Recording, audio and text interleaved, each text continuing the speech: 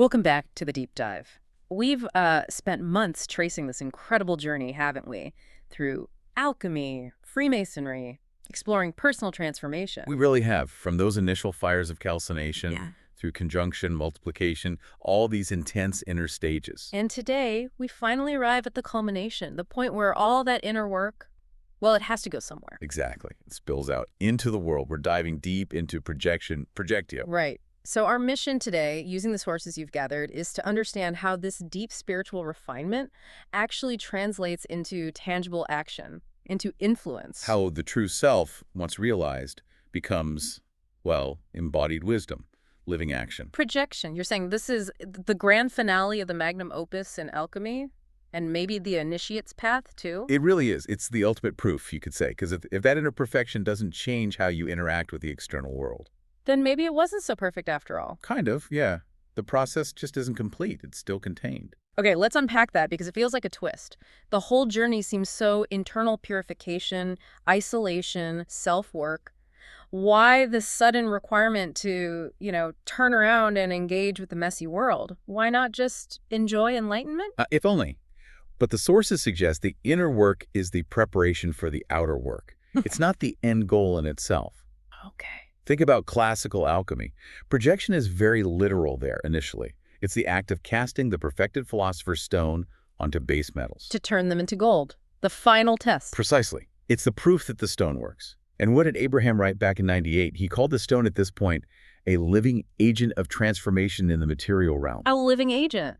That's powerful. So it's not passive anymore. It does something. Exactly. It has function. It has, well, power. Yeah. And that links to the stage right before this multiplication. Ah, right. Why is multiplication so vital before projection? Well, you need enough of this perfected essence, this stone, to actually make a difference, right? The world is big, complex, resistant.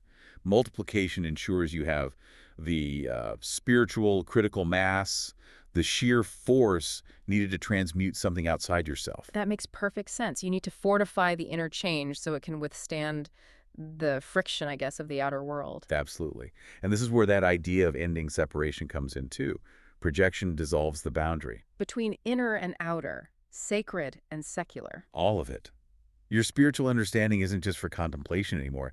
It becomes how you engage with everything: work, family, society. It's living in the world, fully engaged, but guided by that transformed inner state. And Jung comes into play here too, reinforcing this necessity from a psychological angle. Oh, very much so. Jung was quite clear. Realizing the self-individuation, it isn't complete if it stays locked inside. It needs an outlet. A closed circuit isn't really alive in the same way. Right. He argued the perfected self must become an outward function. It has to be, and I think this is his phrase, a conscious influence in society, culture, and history. Inner wisdom demands outer expression to be fully real. Okay, but here's a crucial question, the potential pitfall. How do we know this projection isn't just like spiritual ego? Someone does the inner work, feels enlightened, and then tries to impose their truth on everyone else. That is the critical distinction. And the sources are very careful here. True projection isn't driven by personal ambition or wanting to fix everyone. It's described more as an necessity, a duty. Stemming from that achieved inner state. Yes, acting from the center, from a place of detachment and unity. It's inherently selfless, or at least it should be. If it's ego, it's not true projection in this esoteric sense. Which dovetails perfectly into the Masonic side, right? The Master Mason's transition. Exactly. The focus shifts. You're no longer just smoothing your own ashlar. You become a master builder, working on the larger temple, the temple of humanity. Moving from the speculative, the theory of building, to operative light. Actually using the principles to build communities, to guide, to establish foundations, making the inner truths manifest as external realities. Albert Pipe's description here is just monumental. It really captures the scope, doesn't it? The perfect Mason labors not only in the lodge, but in the world. He builds justice into governments, beauty into culture, and truth into the hearts of men. It frames projection as this profound moral and civic duty. His life becomes the ritual enacted. Correct. And the sources go even further, using that term incarnated divinity. Which takes it way beyond just being a good citizen. It does.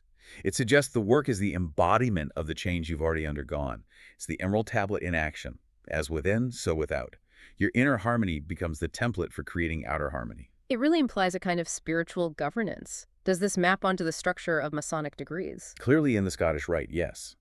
As you progress, especially towards the 30th, 31st, 32nd degrees, the emphasis shifts dramatically. Less personal mystery, much more focus on moral action, leadership, civic responsibility. Administering wisdom, essentially. Precisely. Projection becomes less about your attainment and more about your responsibility, your trusteeship for the world around you. So let's look at how the symbols themselves transform at this stage. They stop being just ideas to contemplate. They become functional tools, operationalized symbols. Take the blazing star. Okay. Usually represents divine guidance, right? Yes, guidance for you. In projection, it represents divine radiance through you. The Mason becomes a source of that light, radiating wisdom. Wow, okay. Not just receiving light, but emitting it. What about the all-seeing eye? Similar shift. It's less about God's omniscience watching you, and more about your perfected inner vision now turned outward, acting with clarity in the world. The blindfold is truly off. Seeing things as they are and acting from that clarity. Exactly. But maybe the most concrete example is the perfect ashlar. The smooth, squared stone representing the perfected self. Right. But in projection, you're not working on it anymore. It's finished. Now it's being used. It's placed in the foundation of the building. Ah, so as perfection becomes functional, it provides stability. Yes. Stability, alignment, integrity for the whole structure, for the other stones around it. It sets the standard. It's actively contributing its perfection to the larger project. It becomes the architectural conscience, you could say. That's a great way to put it. And then there's the word, the logos. The central quest of the Master Mason degree, finding that lost word, that truth or purpose. What happens in projection? The search ends. The word is found, it's restored, it's realized within, so it's no longer hidden or substituted. So how is it expressed? It's spoken through action. It becomes manifest. This echoes those profound mystical lines, like in the Gospel of John, and the Word was made flesh. And dwelt among us. So the Mason embodies that logos, becomes truth in motion. Yes. Doesn't just talk about truth, but lives it, demonstrates it through deeds, through presence. His life is the revelation. And this naturally leads to the return, doesn't it? The hero's journey motif. Absolutely. The hero gets the treasure, achieves the transformation, but then must return to the ordinary world, not just to retire, but to share it, to redeem the community. And practically, how does this return look? Oh, in countless ways. Mentoring others, leading charities, bringing integrity into business, into politics, into family life. Fundamentally, it's about weaving those spiritual truths into the everyday fabric, erasing that artificial line. The idea that all life is lodging, every interaction, every choice becomes a sacred space for that projection. Exactly. No separation. And there's a strong Kabbalistic link here, too, in the sources you found. Projection mirrors the descent of divine light. Into Malkuth. Yeah. The kingdom, the physical world, our reality. So the goal is an escape from the material world. No, it's the opposite. It's about bringing divinity down here into the grit and grime. Rebuilding the Temple of Solomon, not just metaphorically in the heart, but physically, tangibly, in homes, cities, communities. Becoming a literal builder of a better world, guided by inner truth. Yes. Which connects to that broader esoteric idea.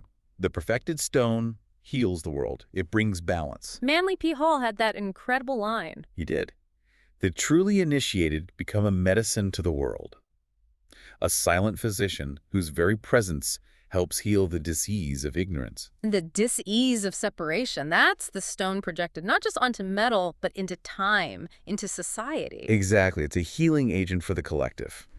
So if we bring this all together, projection isn't really the end. It's the beginning of the real work, in a way, the revelation of the whole process. I think that's right. The light, once hidden and purified, now shines out. The life becomes the proof. The soul is the functional stone. And all those tough earlier stages, calcination, dissolution, all of it were leading directly to this final act of application in the world. Building not just for oneself or even one lifetime, but contributing to, well, divine architecture. Building for eternity. Success measured by the positive change you manifest and the stability you offer. Right. So, for you listening, if these traditions hold true, if inner work is incomplete until it's lived externally, what is it? What unique calling or contribution is emerging from your inner work that's ready to be projected? If you are that perfect ashlar, where does the building of your life, your community need your stability, your truth right now? That's the challenge, isn't it? Identifying your truth and then having the courage to live it. openly, functionally. It is. That's projection. Thank you for sharing these insights and sources. It's been another fascinating deep dive. Until next time, keep exploring that inner architecture and keep projecting the light.